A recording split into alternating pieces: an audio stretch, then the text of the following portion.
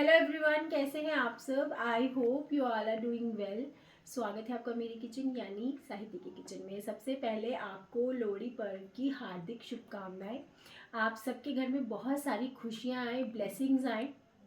तो लोहड़ी को खास बनाने के लिए उसमें बनाते हैं तिल भुग्गा, और यहाँ पर हमारे यहाँ बनती है गन्ने के रस की खीर बिना चीनी के, क्योंकि उसमें चीनी नहीं डलती। तो चलिए, मेरे साथ आज दोनों ही ऑथेंटिक रेसिपीज़ हैं, बहुत ही ट्रेडिशनल। तो आज दोनों ही ट्राई करेंगे। तो चलिए आज की रेसिपी ट्राई करते हैं। लोहड़ी पे पंजाब में बेसिकली गन्ने के रस की खीर बनाने का रिवाज है, तो हमारे यहाँ भी बनती है। तो गन्ने के रस की खीर बनाने के लिए यहाँ पे मैंने गन्ने का फ्रेश जो रस है वो ले लिया था और उसे अच्छे से छान लिया था, क्योंकि वो थोड़ा नीचे थोड़ी होती है, मतलब इसका जो छिलका होता है वो बैठ जाता है। तो वो हमने छान के इस पैन में रख दिया था उबलने के लिए। अभी मैंने फ्लेम को तेज़ ही रखा है। तो जब ये उबलेगा तो इसके ऊपर जो है ना, हम इसे मैल बोलते हैं, जो गन्ने के रस की थोड़ी मतलब गाढ़ापन सा होता है, तो वो निकाल देते हैं, क्योंकि वो सही नहीं होता खीर के लिए। तो ये सारी जो है मैंने साइडों से निकाल ली थी। इसे अच्छे से निकाल लेंगे। ये पूरा ब्लैक ब्लैक होता है, डार्क कलर का।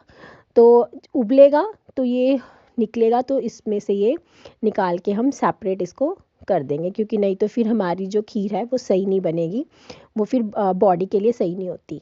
तो निकाल दिया था। अब ये अच्छे से उबल गया था जो रस था हमारा। अब इसमें मैंने चावल भिगो लिए थे, जो टुकड़े वाला चावल होता है ना, जिसे कनी भी बोलते हैं, टोटे वाला चावल। तो थोड़ा सा मैंने 1/4 कप जो है ये चावल यहाँ लिया था। जितना आपके रस की क्वांटिटी हो उस हिसाब से आप ले सकते हो। ये है कि ये दूध वाली खीर से अलग होती है। चावल जल्दी पक जाता है, भिगोआ हुआ हुआ तो जल्दी पक जाएगा।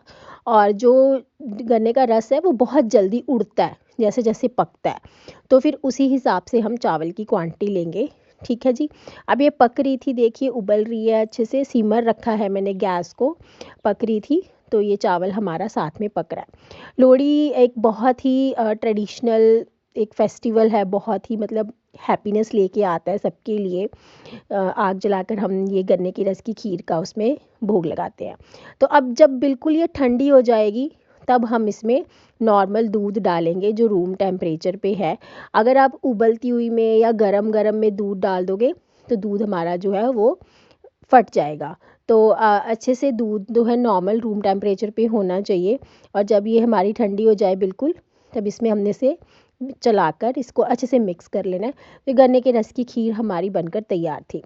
तिल बुग्गा बनाएंगे लोहड़ी पे। तिल बुग्गे का भी बहुत इम्पोर्टेंस है। नई फसल आती है तो उसका स्वागत करते हैं, थैंक यू करते हैं भगवान को। तो इसके लिए तिल का भोग लगाते हैं। जब आग जलाते हैं तो उसमें तिल डालते हैं, माथा टेकते हैं। तो तिल बुग्गे का भी भोग लगाते हैं। ठीक है जी, भगवान को थैंक यू करते हैं।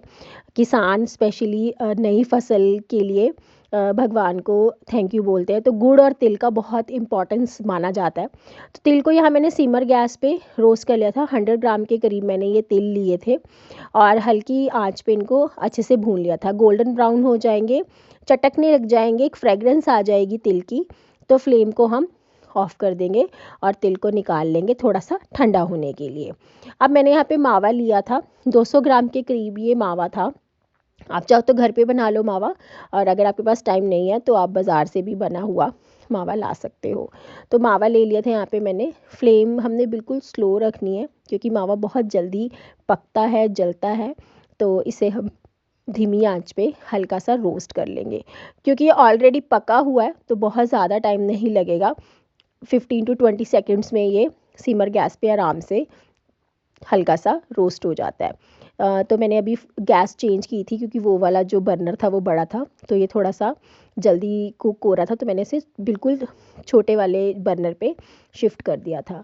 तो अच्छे से इसको रोस्ट कर लिया। तिल भी हमारे ठंडे हो गए थे। हड्डियों के लिए बहुत बेनिफिशियल होते हैं तिल, इम्यूनिटी सिस्टम बढ़ाते हैं, सर्दी में हीट देते हैं बॉडी को। तो ज़रूर तिल बुग्गा जो है, तिलकुट है, तिल की पिन्नी है, वो ज़रूर खानी चाहिए। तो पल्स मोड पे चलाते हुए मैंने इसे दरदरा सा पीस लिया था। ठीक है जी। तिल अपना भी एक तेल छोड़ते हैं, तो इसमें हमने कोई भी घी वगैरह कुछ भी ऐड ऑन नहीं करना। बहुत ही जल्दी बन जाता है घर पे, और घर की बनी हुई चीज़ तो पता है वैसे ही फ्रेश होती है। तो अब हम तिल को इसमें, ये ठंडा हो गया था, फ्लेम ऑफ है बिल्कुल।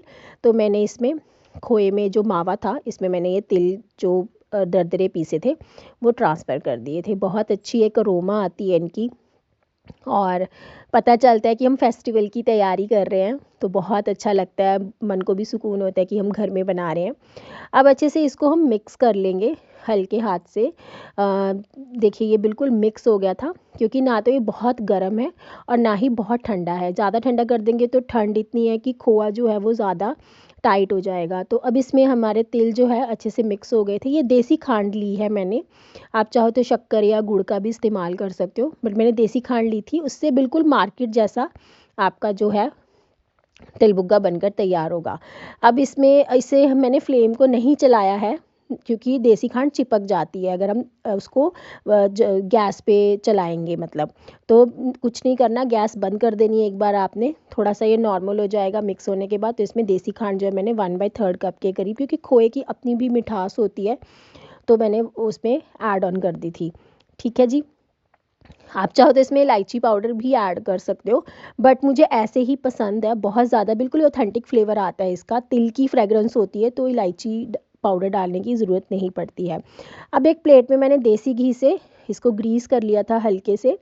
ठीक है जी। अच्छे से ग्रीस करने के बाद ये जो हमारा मिक्सचर हमने तैयार किया है, इसे हम इसमें प्लेट में निकाल लेंगे और सेट कर लेंगे, जितनी आपकी क्वांटिटी है। तो क्वांटिटी मैंने आपको बता दी है। 100 ग्राम मेरा यहाँ पे तिल थे, 200 ग्राम में खोआ था, और 1/3 कप के करीब, यानी कि 100 ग्राम के करीब ही, 100 ग्राम से थोड़ी सी ज़्यादा, 120 ग्राम लगा सकते हो आप, देसी खांड थी।